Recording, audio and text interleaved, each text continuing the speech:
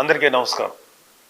2024 సార్వత్రిక ఎన్నికల్లో మొట్టమొదటిసారిగా తమ ఓటు హక్కును వినియోగించుకోబోతున్నటువంటి యువతీ యువకులందరికీ హృదయపూర్వక ధన్యవాదాలు.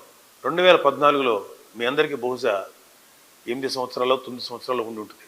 మిమ్మల్ని ఆ రోజుల్లో ఉన్నటువంటి వైసీపీ నాయకులు పిల్ల సైన్యం, ఇది జన సైన్యం కాదు పిల్ల సైన్యం అని చెప్పి చాలా విక్రించారు.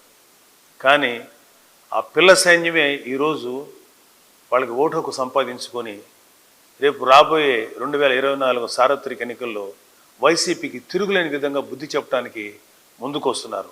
మీరందరూ కూడా 2024లో మొట్టమొదటిసారిగా మీ ఓటు హక్కు వినియోగించుకునేటువంటి వారందరికీ ఒకే ఒకటి విన్నపం, ధైర్యంగా ఓటేయండి.